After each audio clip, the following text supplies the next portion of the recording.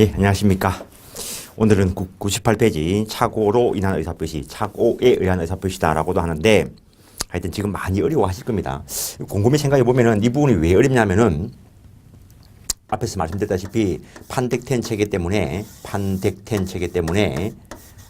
뒤에 일어날 강론적인 것에 대한 공통적인 이야기를 뽑아서 앞에 총론을 마련하고 있는데 공부도 해보지도 않은 것들에 대한 공통적인 이야기니까 뒤에 것도 모르는데 앞에 걸 알 리도 없고, 그 다음 민법 총칙에서 의사표시와 관련돼서 정상적인 걸 다루는 게 아니고 비정상적인 거, 문제가 있는 거, 그걸 위주로 다루기 때문에 어렵고, 나중에 이제 강론 쪽에 들어가면은 매매 이런 것들이 나오면은 매매의 정상적인 효과가 어떤가 이렇게 공부를 하는데, 지금은 문제가 있는 것들부터 먼저 정리를 하기 때문에 처음 공부하실 때는 상당히 어렵습니다. 그래서 민법 총칙을 할 때는 너무 고민하지 마시고 나중에 알아지겠지 하고 그냥 넘어가십시오.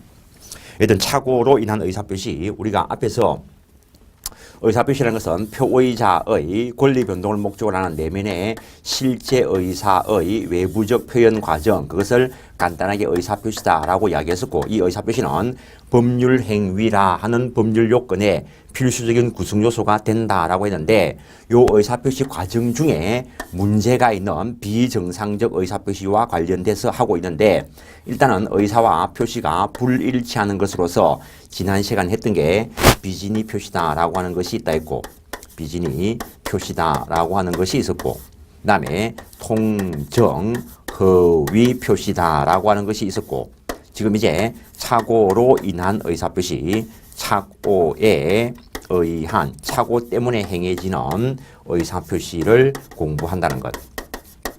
그 다음에 이번 시간에 요 착오를 보고 난 뒤에 그 다음에 하자 있는 의사표시로서 의사와 표시의 일치, 불일치의 문제는 일단은 변론으로 하고, 요 의사결정에 다른 사람의 사기 강박 때문에 하자 있는 의사결정을 하고 표시행위로 나아간 하자 있는 의사표시로서 사기 때문에 행해진 사기에 의한 의사표시, 강박 때문에 행해진 강박에 의한 의사표시를 공부하실 것인데, 착오와 사기를 또 비교해야 될 부분이 있기 때문에 좀 빠듯할 수는 있는데 이번 시간에, 그래서 항상 바쁘죠. 민법 총칙할 때는 참 할 말들이 많습니다. 아무리 해도 민법 총칙과 관련된 것들은 해도 끝이 없기 때문에 바쁘긴 한데, 일단 요 세 가지의 공통적인 것들은 일단은 의사 표시가 있어야 될 것이고, 모든 것에 대한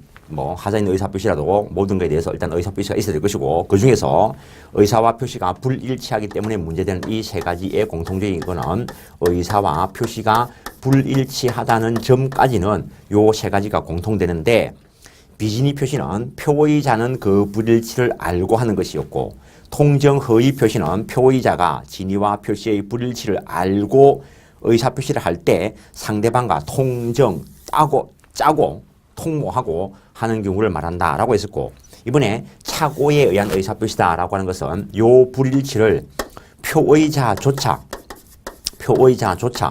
착오에 빠져서 이 불일치를 모르고 하는 경우를 착오에 의한 의사표시다라고 이야기한다는 것. 그래서 요 요건이 구비가 됐을 때 요게 착오에 의한 의사표시가 될 것이다라는 것. 민법 교과서 보면은 이쪽 부분에 목차를 잘못 따라난 것들이 중개사 책에, 내 책 빼고는 거의 다 목차 잘못 따라놨어요. 무작정 뺏기다 보니까 잘못된 것들이 있는데, 그러니까 잘못된 것들을 보면은 본인이 나중에 또 혼란에 빠지게 돼 있어요. 일단은 요 요건이 구비가 되었을 때 그걸 착오에 의한 의사표시다라고 이야기하는데, 일단 착오에 의한 의사표시의 효과는 원칙적으로 유효하다는 거. 내가 오늘 갑자기 자장면을 그려 먹고 싶어요. 자장면이 맞아, 짜장면이 맞아 이거. 하여튼 자장면을 끓여 먹고 싶어가지고 슈퍼에 가서 짜장면 사러 왔는데 사람이 깜빡 의문 생각을 하면은 자기가 생각한 거하고 딴소리가 나올 수 있습니다. 딴소리. 그래서 자장면을 끓여 먹고 싶은데 아이씨 라면 하나 주세요 라고 이야기했다는 거예요. 아저씨 라면 하나 주세요. 머릿속에는 짜장면이 들어있어도 그 불일치를 자기가 착각에 빠져가지고 멍한 상태에서 하다 보면은 딴 말이 나올 수 있다는 거죠. 그래서 라면 하나 주세요라고 이야기하면은 이 슈퍼 아저씨는 저 사람이 오늘도 라면 끓여 먹을 모양이네. 그래, 라면 주면은 그 봉지에 담아주면은 당연히 머릿속에는 짜장면이 들어있지만 자기가 헛말을 한 건 줄도 모르고 담아주면은 계산하고 들고 오겠지. 들고 와가지고 집에 와가지고 딱 끄집어내 보니까 자기가 머릿속에 생각한 짜장면이 아니고 라면이 들어있다라는 거지. 그러면은 이 매매 계약은 일단은 유효하게 체결된 거라고. 일단은 유효하게 체결된 거라고. 통정 허위 표시를 놓고 보면은 내가 이 건물을 너에게 줄 생각이 없고 그냥 유치한 예를 들죠. 유치한 예를. 평소에 운동이라고는 하나도 안 하는데 어느 날 내가 큰 맘 먹고 운동을 하려고 자전거를 하나 샀어요. 큰 맘 먹고 샀으니까 크게 비싸게 주고 샀다는 거지. 3725 자전거를 3천만 원 주고 샀어요. 샀는데 요걸 집에 딱 들고 들어가면은 집사람한테 쫓겨날 것 같다는 거지. 그래서 옆에 살고 있는 친구를 찾아가서 내가 큰 맘 먹고 자전거 하나 샀는데 아무래도 오늘 이거 들고 들어가면 사단이 날 것 같으니까 너 집에 좀 세워놓자. 우리 집 사람이 와서 물으면은 너 거라고 대답해라. 분명히 내 건데 너 건 채 좀 해라는 거지. 그러니까 이 사람은 내가 소유권 가져가는 거 아닌데 저놈 편의를 봐가지고 내 건 채 좀 해주겠다. 그래, 너 건 채 좀 해라. 라고 이야기하면은 이 경우에는 진위와 표시가 불일치한 것을 표의자가 알고 상대방과 통정을 하고 이 사람이 자기 건 채 하기로 했기 때문에 자기 집 안에 이 자전거를 갖다 두더라도 실제 소유자가 누구냐 하면은 이 사람이 소유자라는 거지. 왜냐하면 통정 허위 표시는 우리 법에서 이거 무효로 한다라고 해 두었기 때문에 남들이 볼 때는 이 사람 소유물인지는 몰라도 처음부터 애초부터 계약서를 그래 썼다 하더라도 이 경우에는 그 계약서 표시된 대로의 효력이 발생하지 않기 때문에 소유권이 이쪽으로 가는 게 아니고 원소유자에게 그대로 유보되어 있다는 거. 근데 이 경우에는 요 사람 쪽은 진위와 표시가 일치해. 요 사람 쪽만 자기가 착각에 빠져가지고 진위와 표시가 불일치한 것을 모르고 있다는 거예요. 그러면은 실제 거래계에서 이쪽 표의자가 보호되어야 될까? 아니면은 이쪽 상대방이 보호되어야 될까? 거래계에서는 이런 경우라면 상대방이 보호되어야 됩니다. 법도 거기에 맞게 규정이 되어 있는 것이고 정신 못 차리는 저놈을 왜 보호해줘? 정신 차리도 보호받을까 말까 한데. 그래서 이 경우에는 이 라면 매매 계약으로 일단은 유효하다는 거예요. 유효하다는 거. 그래서 착오로 인한 의사표시의 효과는 일단은 유효가 원칙입니다. 그러면 이 착오의 유형에는 어떤 것들이 있는가? 옛날에는 이 유형과 관련되는 것들도 시험에 나오고 했는데 그냥 그런 것들이 있다라는 정도만 알고 간다라고 생각을 하십시오. 그 표시상의 착오. 그다음에 이 표시상의 착오와 관련돼서 표시기관의 착오. 그 다음에 내용의 착오.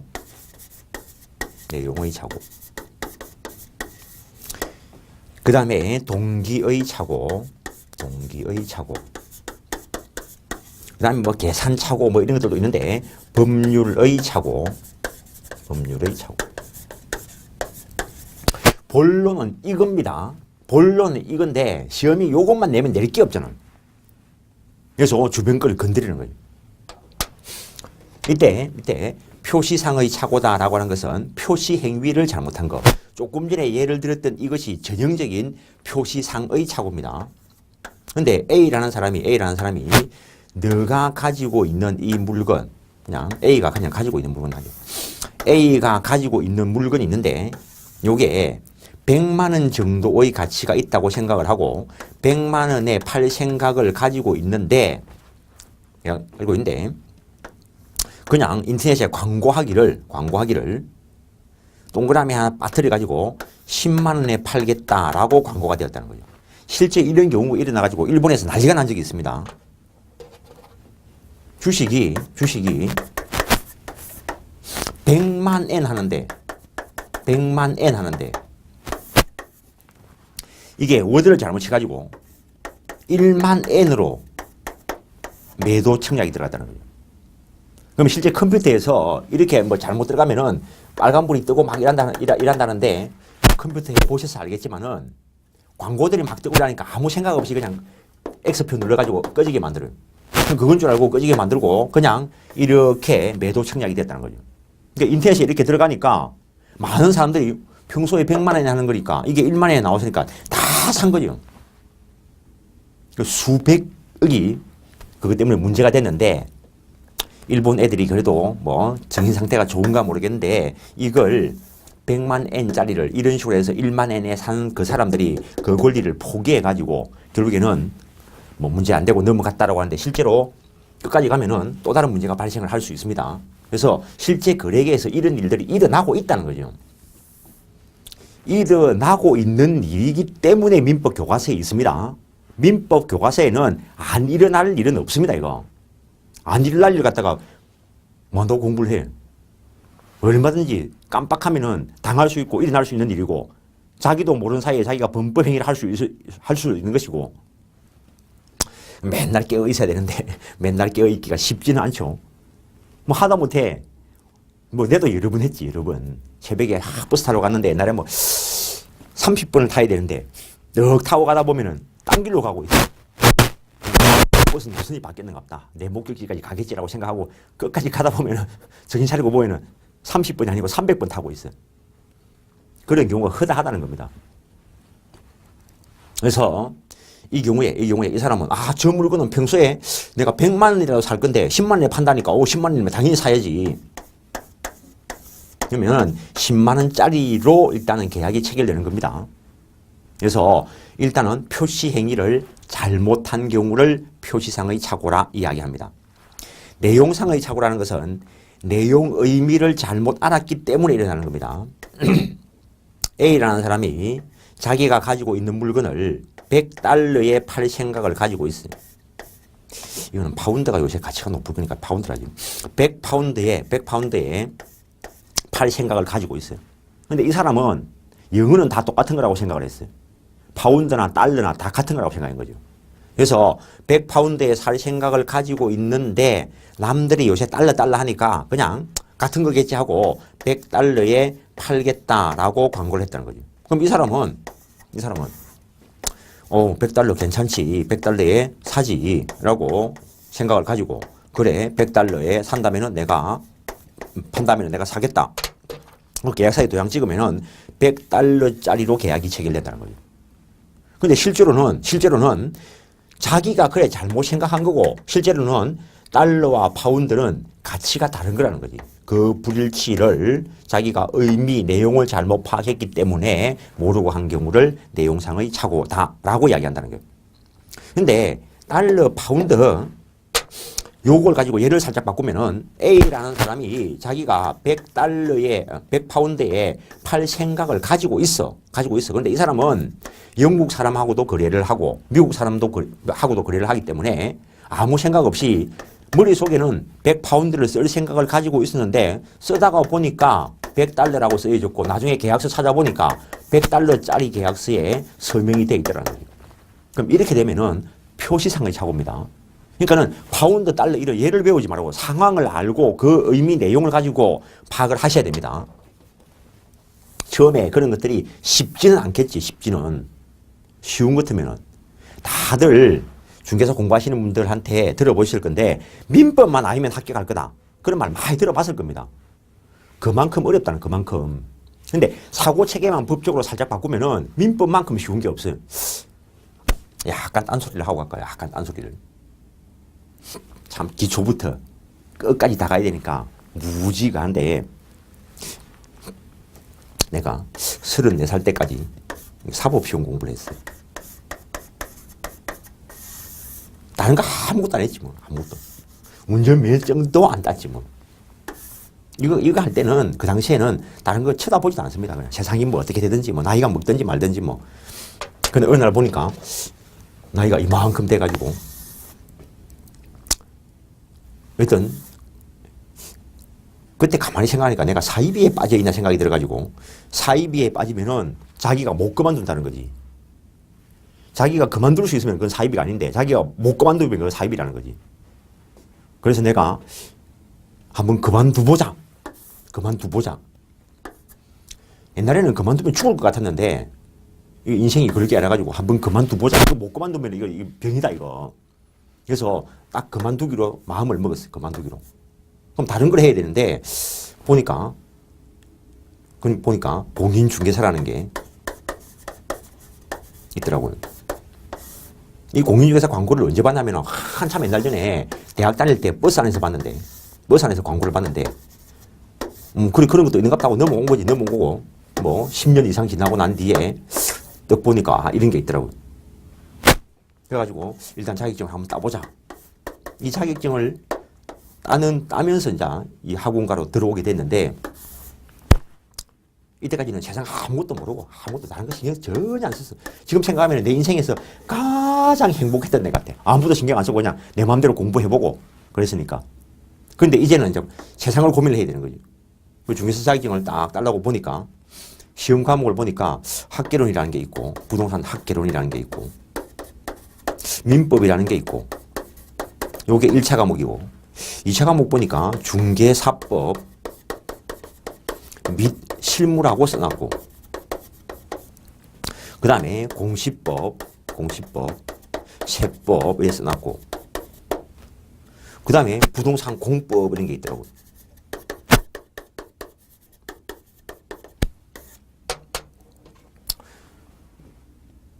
그래서 뭣도 모르고 원서 접수를 시켜놓고 시험을 치러 갈까 말까 고민을 좀 했어요. 시험을 치러 갈까 말까 고민을 한 이유가 뭐냐면은 사법시험을 10년 이상 공부를 했는데 이 시험 치러 가 떨어지면 나는 죽어야 돼. 남들이 볼 때. 실제로 이 시험하고 다르기 때문에 예를 들어 가지고 본인들은 지금 다 대학을 졸업하고 하셨을 건데 초등학교 산수, 요새는 초등학교도 산수 아닙니다. 초등학교 수학 시험 치면 100점 맞을 것 같아요. 내하고 내기 할까요? 100점 맞는가? 60점? 내기 할까요? 50점은 자신 있어요. 그러니까는 옛날에 한 거라고 해서 지금 100점 맞아라는 보장이 없어요. 옛날에 공부 잘했으니까 지금도 잘할 거다 착각하지 마시라고. 물론 옛날에 공부를 하신 분들은 공부를 하는 방법을 알기 때문에 빨리 그걸 회복할 수는 있습니다. 그게 옛날에 공부 잘했을 때보다 더 어려울 수도 있습니다. 예를 들어가지고 옛날에 몸을 잘 움직였어. 근데 어느 날 다쳤어. 그래가지고 다시 물리치료해가지고 정상적으로 회복되는데 회복되고 나면 원래만큼 갈지는 몰라도 회복되는 과정은 엄청난 고통이 따를 수도 있어요. 그런데 그 엄청난 고통이 태어나가지고 걷기까지 기간보다는 짧을 거라고. 물론 그 사고에 따라서 다를 수도 있지만 아예 안 될 수도 있지만 공부할 때 마인드를 잡으시라는 겁니다. 공부는 마인드가 정말 중요해. 더 중요한 거는 본인의 의지고 강력한 의지. 어차피 하기로 마음먹었으면 해야 돼. 그래가지고 이거 떨어지면 개쪽팔 것 같아가지고 갈까 말까 고민을 하고 2주일을 나눠고 공부를 시작을 했어요. 2주일 나눠고. 그럼 2주일 나눠고 합격을 해야 된다는 거지. 그러니까 민법을 100점을 맞는다. 절대평가 60점이니까 민법을 100점 맞는다. 그럼 나는 학교를 무시한다. 무시라는 말이 아닙니다. 이건 내한테 맞는 거고 본인한테 맞는 계획을 맞추라는 거지. 본인한테. 우리 학개론 선생님, 고용근 선생님 아주 유명하신 분이고 그것만 따라가면 학개론 점수 나옵니다. 딴 거 보지 말고 한 개라도 똑바로 하시라고. 이 책 저 책 잡아다니지 말고 요 책이라도 좀 똑바로 보시라고. 한 권이라도. 대한민국 공인중개사용 책으로 나온 것 중에서는 이것보다 나은 책 없어. 내 목숨을 걸고 담보를 해. 한 개라도 똑바로 보시라고. 그러니까는 이게 100점 맞을 거니까 나는 내 상태를 보고 점검을 하는 거지. 그러면 학개론은 60점을 맞아야 되는데, 40점만 맞으면 되는데, 40점만. 이 40점을 맞추려 하면은 40문제 중에서 16개를 맞춰야 된다는 거지.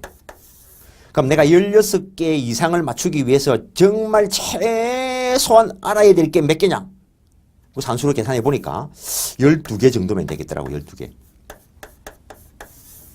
그럼 40개 중에서 내가 12개만 맞추면은 꽈락을 면한다는 거지. 그래서 일단 기출문제를 딱 보는 거야. 그리고 시험장에 들어가가지고 내가 아는 거, 정확하게 아는 거, 천하에 없어도 12개는 맞춰야 돼. 정확하게 아는 거. 아리까리한 거는 모르는 거고, 정확하게 답이 맞는 거.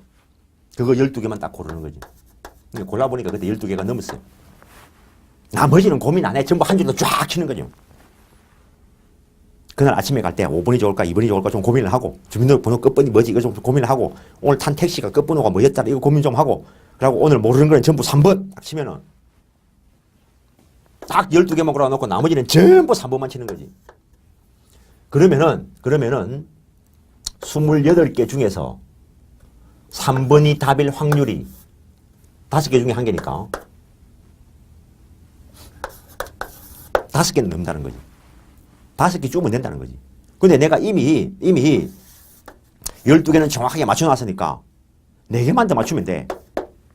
근데 이게 확률상 잘하면은 이게 예를 들어 가지고 여기서 12개 고른 거 중에서 정답 1번으로 된 게 1개도 없었으면은 무조건 5개를 맞추는 거라고.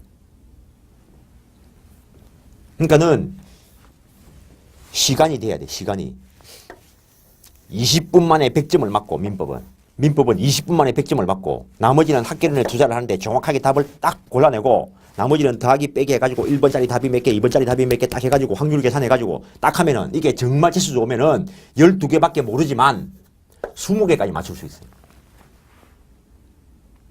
그러면 내가 학계론 공부를 열심히 했겠어, 안 했겠어요? 미쳤어요. 그 내한테는 1차 과목이 없는 거고, 그러면. 그럼 2차를 딱 보니까 법은 좀 알겠다는 거지. 법. 근데 법대에 다닐 때 세법을 공부해 봤는데 무늬만 법이지 이거 돌아버리겠더라고 이거. 더하기 빼기 나오고 뭐 숫자 나오면 우리가 머리가 딱 하니까. 그래서 이건 법 아니다. 공법 법이지.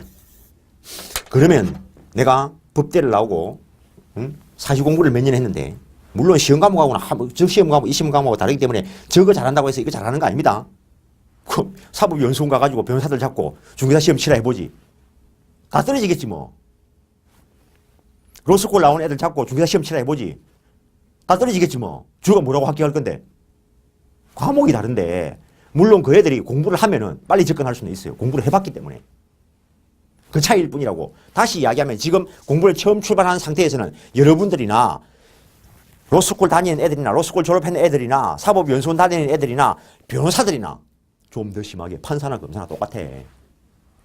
물론 그 사람들은 공부를 해봤기 때문에 빨리 접근할 수는 있을 거라고요. 그건 인정을 해야 돼요.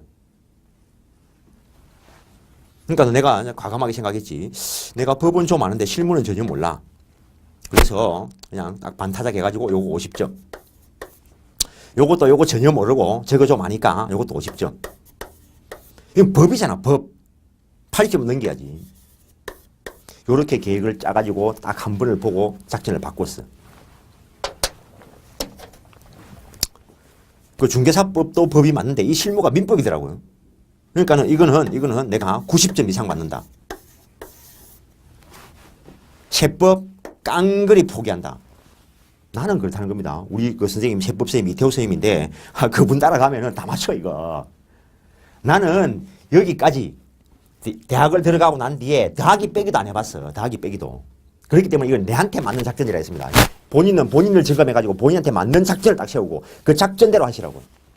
시험은 절대평가든 상대평가든 객관식은 작전입니다. 그 공시법, 이 등기, 공부 좀 해보시면 알겠지만 등기는 민법이라. 원래 법대에서 부동산 등기법 없었습니다. 요즘은 이제 카리큘럼이 마련되는 학교들이 있는데 민법에서 배우세요. 민법에서. 그러니까는 여기에 공시법 안에 지적법도 있고 등기법도 있는데 지적법이 조금 몇 개 돼도 안 해. 이건 다 맞추겠다는 거야. 이건 다 맞추겠다는 거야. 근데 요걸 다 맞추면은 요거는 또 한 줄로 세우면 돼. 한 줄로 세우면. 그러면 이거 60점 나온다는 거지. 그럼 공법은 과락만 면하면 되잖아, 이거. 그럼 학교론 공부했던 거하고 똑같은 방법. 내가 정확하게 아는 게 12개만 되면 된다. 그럼 기출문제 잡고 12개만 되면 된다. 그 다음에 법을 오래 하다 보면은 법적인 마인드가 내라면은 법을 이렇게 제정했을 거다라는 생각이 생깁니다. 본인들이 함부로 생각하지 마시라고요. 법 마인드가 있는 사람이 이런 법이 있어야 될 거다라고 하는 거. 그건 거의 적중합니다. 그래서 실제로 이것도 상당히 좋은 점수를 받았는데, 그래서 이거는 중개사 시험은 내가 사법시험 공부하고 처음 세상에 나와가지고 딴 자격증인데 2주일 만에 합격을 했어요. 이 이야기를 구태에 왜 하냐고요. 민법만 잘하면은 2주일 만에 된다. 그럼 또 그 민법이 그런가? 요 근래에 또 얼마 전에 잠깐 이야기하고 가겠습니다. 잠깐 이야기 조금 길어질 수도 있는데 듣기 싫으시면 요 부분을 넘기시고. 그런데 요거는 중개사 시험하고만 관계되는 게 아니고 우리나라 시험하고 관계 있으니까 젊으신 분들은 좀 가더라도 들으시라고. 그 다음에는 내가 주택관리사를 땄는데, 그러니까 넌 34살까지 공부하고 딱 그만 딱 치우고 이제 중개사를 딱 따고, 그래가지고 따는 김에 요것도 따놓자. 요것도. 근데 이거는 회계가 들어있더라고. 정말 회계하게. 여기 요 고등학교 졸업하고 난 뒤에 더하기 빼기도 안 해봤는데 회계를 어떻게 해, 회계를. 그래서 이 주택관리사는 요 회계 때문에 2달이 걸렸어. 2달이. 이것도 민법과 관련되는 과목은 내가 100점 맞을 거니까 요것만 넘어가면은 나머지는 뭐 짤짤 외우면 되는 거고. 그러니까 요거는 2달 걸렸어요. 그 다음에 또 다른 자격증 하나 있는데 그거는 그냥 볼펜만 들고 와가지고 합격했고, 거기는 법학개론이 시험 과목이 들어있어가지고. 근데 요즘 그것 때문에 많이 고민하는 사람들이 있던데, 그러고 이제 세월이 좀 흘러가지고 법무사 시험을 치러 한번 가봤는데, 노무사 시험을 치러 한번 가봤지. 1차는 객관식이고 2차는 주관식인데 1차 객관식 여기에도 민법이 들어있더라고요. 그 민법을 100점 맞으니까 여기는 경영학 이런 게 있어가지고 1차는 한 달쯤 하면 되더라고요. 이거. 그 민법 과목이 중요하다는 이야기를 지금 이렇게 이야기하고 있는 겁니다. 그 법무사를 한번 치볼까 이렇게 생각해 봤더니 이거는 1차 과목이 8과목. 8과목 중에 이제 민법이 이제 한 과목 들어있는데, 이거는 내가 학원 수업을 4일 하면서, 민법은 학원 수업을 4일 하면 보강까지 들어가니까 5일 하는 거하고 똑같습니다. 그래서 요 5일 수업을 하면서 법무사 1차 공부를 6개월 나눠놓고 시작을 해가지고 여튼 합격을 했어요. 그러니까 2차가 안 돼가지고 다시 1차 시험을 치는 데는 2달만 하면 되더라고.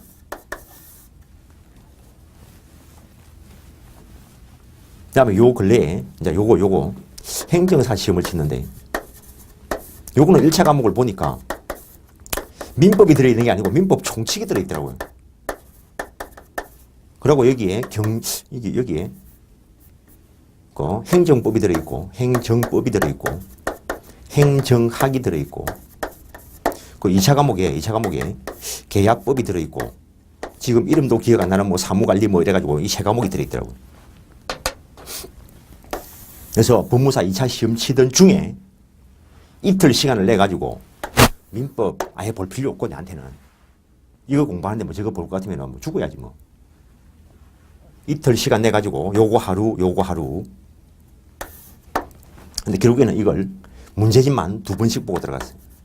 이거 100점 나오니까 그냥 합격하더라고요.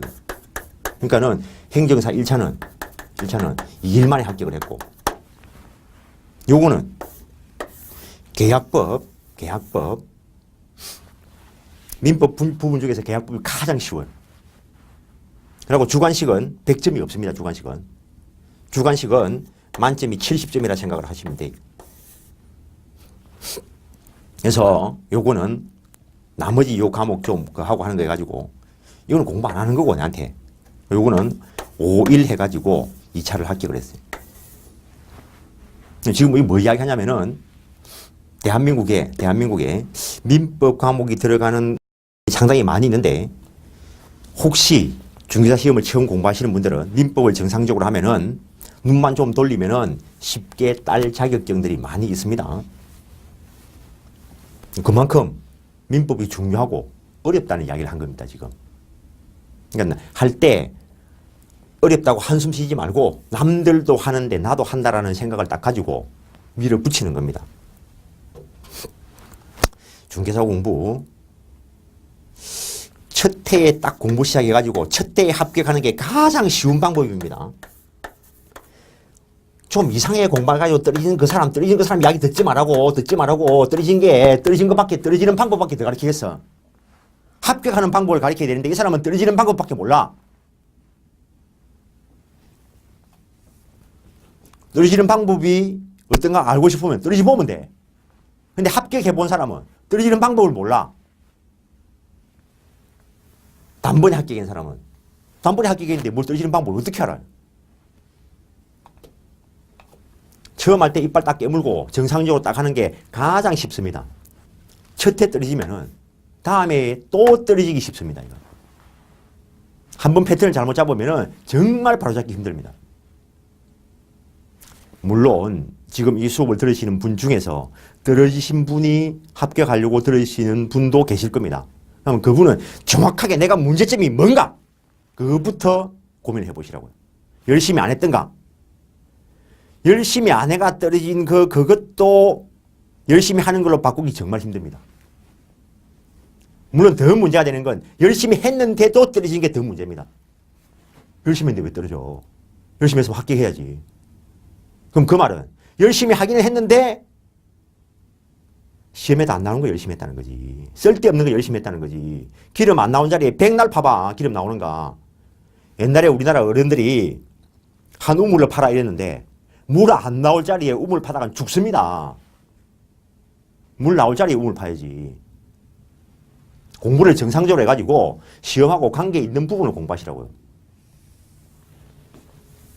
그리고 여러분들은 객관식 시험을 치고 있기 때문에 내가 계속 말씀을 드리지만은 책을 머리에 외울 필요가 없습니다. 시험과 관련되는 것은 시험지에 있습니다. 그걸 보고 옳나 그르나를 판단할 능력을 기르는 것이지 민법 교과서 외우는 걸 하는 게 아니라고요.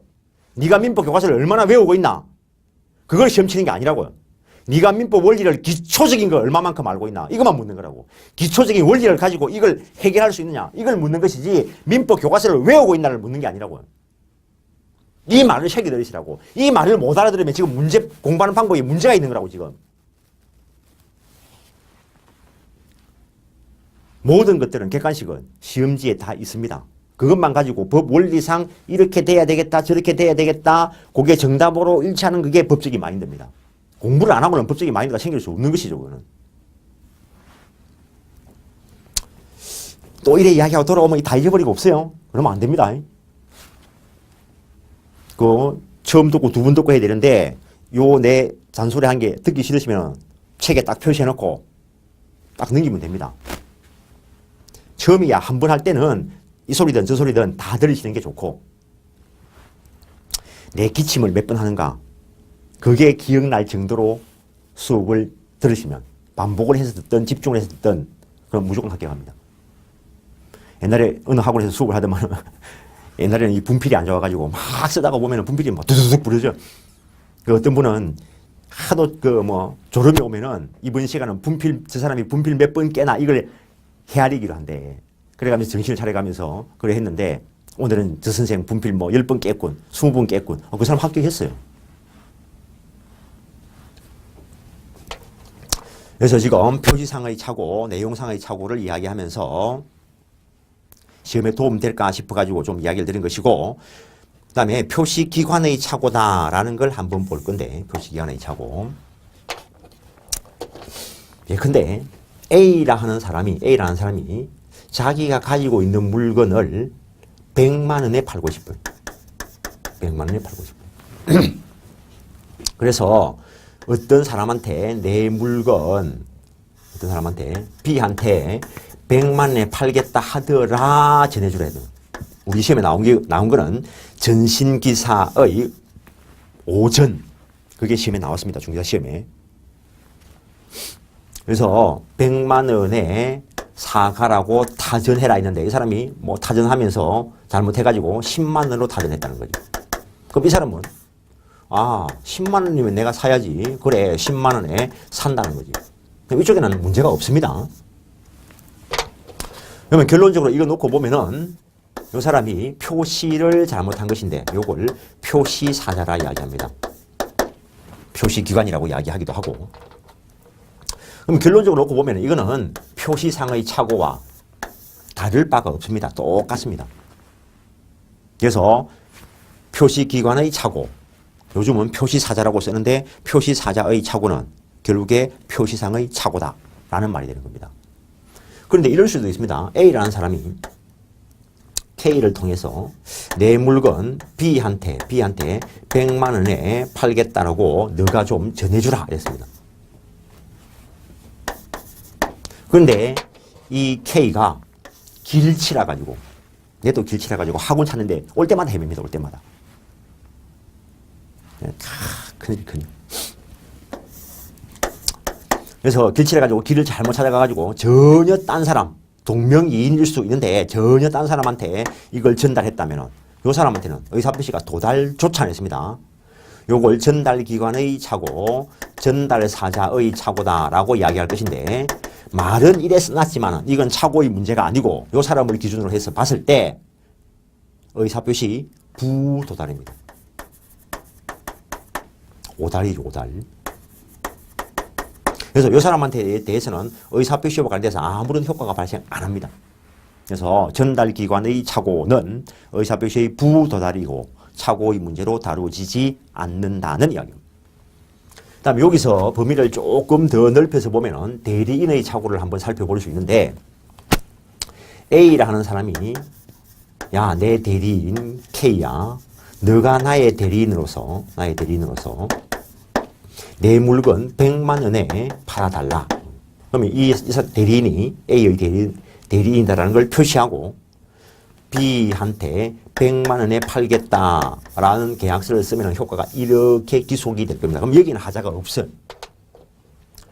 그런데 요 대리인이 계약서를 쓰면서 100만 원에 팔 생각을 가지고 있는데 잘못해가지고 동그라미 한 개 빠뜨려가지고 10만 원 계약서 작성이 되었다면 그러면 이 사람은 10만 원인 줄 알았으면 10만짜리 계약이 체결되고 효과가 이렇게 기속이 됩니다. 일단 원칙은 유효하다 했습니다. 근데 이거는 착오가 여기에 있다는 거죠. 여기에. 그래서 대리 행위에 있어서의 이게 대리 행위입니다. 대리 행위에 있어서의 착오는 대리인을 기준으로 판단한다는 거. 대리 쪽에 가면 다시 이야기를 할 겁니다. 그 다음에 동기의 착오다라고 하는 것인데 이거는 의사표시를 하게 된 내면적 이유에 문제가 생긴 경우를 말합니다. 이거는 일단은 기본적인 체계를 잡아놓고 설명을 하겠습니다. 교과서에서야 나누어 쓸 수밖에 없기 때문에 나누어 쓰는데 실제로는 다 연결되는 이야기입니다. 이것들이. 일단은 유효한데 그러면은 너무 표의자 여기서 A한테 가혹할 수도 있습니다. A가 이 물건을 1000만 원에 팔 생각을 가지고 있는데 이 사람이 바쁘게 쓰다 보니까 이게 100만 원으로 쓰여진 계약서에 100만 원에 팔겠다는 계약서에 도장이 찍혀져 있다면 깜빡 실수 때문에 깜빡 착오 때문에 900만 원의 손실을 보게 된다는 거예요. 그래서 이럴 때 어떻게 할 거냐는 거예요.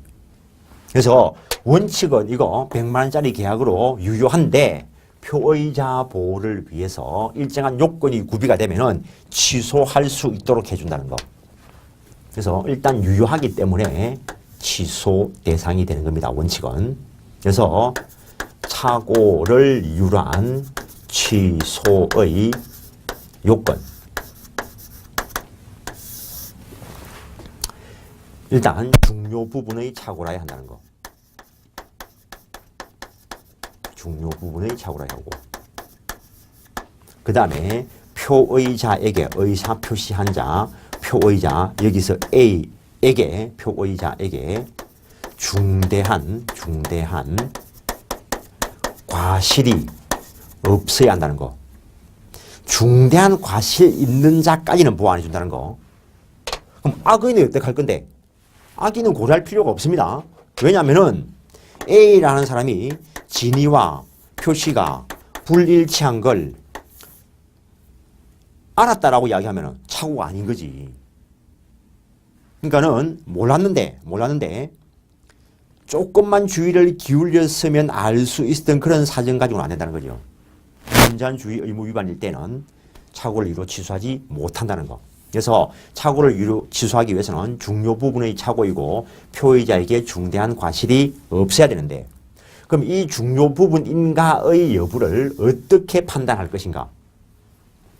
주관적으로도 중요해야 되고 객관적으로도 중요해야 되고, 그리고 조금 논의를 편하게 하기 위해서 요거 취소하지 않으면 표의자에게 경제적 불이익이 있어야 된다는 거. 요걸 따로 뽑아낸 이유가 우리 시험에 요것만 가지고 물은 것도 있기 때문에 낸 겁니다. 따로 이야기한 겁니다. 주관적이라는 말은 표의자 입장에서 봤을 때 중요 부분으로 평가되는 것. 즉 표의자가 그런 착오에 빠지지 않았더라면 그 의사표시를 하지 않았을 정도. 객관적이다라는 말은 일반인이 보더라도 중요하게 느껴지는 것. 즉 일반인의 입장에서 보더라도 그런 착오가 없더라면 그 의사표시를 하지 않았을 정도. 다 충족되어야 됩니다. 다음에 표의자에게 중대한 과실, 현저한 주의 의무 위반이 없어야 된다는 것. 여기에도 아주 기본적인 이야기가 포함되어 있는데 저 앞에서 이런 이야기를 했습니다. 저 앞에서 법률 행위가 성립 요건을 구비하면 유효하게 효과가 주어지는 게 원칙이라는 겁니다. 근데 실제로는 유효하려고 하면 효력 요건까지를 구비를 했어야 되는데 성립을 하면은 유효로 갈 거니까 성립 요건은 유효 주장자가 입증해야 됩니다.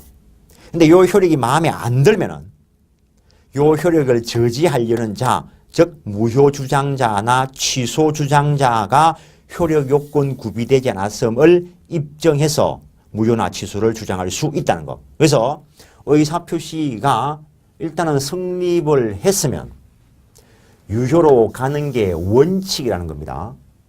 그게 마음에 안 드는 취소 주장자가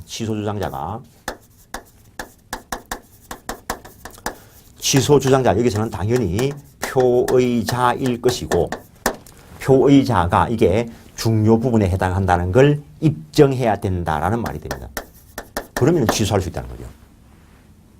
테니스 공을 탁 받았으면 탁 쳤어요. 그럼 상대방 쪽에서 네가 취소한다고 말도 안 되는 소리 하지 마라. 너한테는 중대한 과실이 있다라는 걸 표의자의 상대방이 입증해서 취소하지 못하게 할 수 있다는 것. 이런 것들이 당연히 논리적으로 연결되는 겁니다. 아이고 까짓 거 그거 뭐 외워버리지. 입증 책임과 관련되는 게 민법 교과서에 몇 개 있는데 100개, 1000개, 10,000개 헤아리지도 못해. 그걸 무슨 수로 외워? 이해를 해가지고 맞추고 아니면 차라리 버려버리지. 물론 외워지는 걸 외우지 말라는 소리는 안 합니다. 저절로 외워지는 걸 외우면 돼. 근데 이걸 따로 뽑아가지고 그런 식으로 하다가는 시험장 가가지고 머리가 빙 하면 어떡할 건데. 그래서 무조건 외우려 하지 마시고 이해가 되는 것만큼 받아들이고 그것만 가지고도 민법은 80점, 90점, 100점까지 나옵니다. 근데 공부를 잘못해가지고 이것저것 외우다가는 꽈락 난다는 거지. 왜냐하면 외우면 답을 잘못 고르는 쪽으로 갈 수 있어. 검증이 안 돼, 그게. 물론 합격할 수도 있습니다. 그러면 이제 그래 외우고 합격했으면 이제 실제 이제 실무에 나와가지고 이제 아무것도 못하는 수도 있지. 간이 큰 사람이야, 뭐. 아무거나 다 하지, 뭐. 조폭이 어디 법을 알아서 하나. 그래서 요 요건이 구비가 돼야 취소를 할 수 있는데, 그러면은 중요 부분인가 아닌가 관련돼서 판단은 이렇게 하는데, 그러면은 그 대상과 관련되어서 한번 살펴보자는 거예요. 일단은 사람의 동일성, 사람과 관련되는 거. 그 다음에 물건과 관련되는 거. 그 다음에 법률 행위의 성질과 관련되는 거. 일단은 사람의 동일성 여부는 사람이 누구인가는 원칙적으로는 중요 부분 맞습니다. A가 자기 친구 K를 위해서 자기 소유 목적물 여기에 K를 위해서 저당권 설정해 주려고 도장을 찍었는데 나중에 보니까 내하고 원수진 P를 위한 담보권으로 도장이 찍혔으면 어떡할 건데. 이 사람은 내가 그냥 뭐 집 그냥 줘도 뭐 아깝지 않으니까 이 사람을 위한 담보는 서주겠지만은 이 사람을 위해서는 10원짜리 하나 주기 싫다는 거죠. 그래서 원칙적으로 사람의 동일성 여부는 중요 부분이다라는 것. 단. 현실매매라면 현실매매 쉽게 이야기하면 길거리에서 물건 팔고 사는 거. 그때 내가 길거리 가다가 양말 한 킬로 살라고 집어 드니까 아줌마가 주민등록증 내보시오. 당신한테 팔아도 되는가? 내가 조사해봐야 되겠소. 이러면 그냥 가는 거지 뭐. 그래서 현실매매에서는 중요 부분이 아니라는 거. 그러면 사람의 경력과 관련되는 이건 어떻게 할 거냐고요. 사람의 경력과 관련되는 거. 매매 계약 체결할 때 일반적으로 그 사러 온 사람의 경력을 물어봐, 안 물어봐? 안 물어봐. 실제 거래계에서 이 경력은 예컨대 A라는 사람이 뭐 판사라는 거지, 판사. 이 판사가 물건 사러 왔는데 이쪽에서 당신 판사인가 아닌가 이거 물어봐, 안 물어봐? 내가 판사라 아니다 이거 말해 안 해? 원래 이 거래를 할 때는 이런 경력 이런 걸 말 안 하는 게 원칙이라고. 그래 말할 수도 있지 뭐. 아 내가 판사하는데 대부분에 이번에 뭐 발령이 나가지고 요 근처에 집을 구해야 되겠습니다. 이래 이야기할 수도 있지 뭐. 그렇다고 해서 판사인가 아닌가가 중요해? 안 중요해 그거는. 단지 동기일 뿐이라고. 단지 동기일 뿐. 그래서 이 경력은 동기일 뿐인데 저 앞에서 동기에 불법할 때 그런 이야기를 한 적이 있습니다. 동기가 표시되거나 알려지면 의사표시 내용이 될 수 있다. 그 표시되거나 알려진 것이 반사회적이라면 동기의 불법으로서 절대적 무효 사유로 가는 것이고 동기가 표시되거나 알려졌을 때 중요 부분과 연결되면은 착오를 유발한 취소 사유가 될 수 있습니다. 이게 실제 있었던 사건인데 어떤 A라는 사람이 아파트 건축 설계 용역을 하기 위해서 그러니까 지금 건축 설계를 하는데 설계 용역을 하기 위해서 설계 사무소를 찾아갔다는 거죠. 그러면은 일반인들이 설계 사무실 차려놓은 사람을 보면은 이 사람이 건축사 자격증이 있다고 생각하겠어? 없다고 생각하겠어? 있다고 생각할 거라고.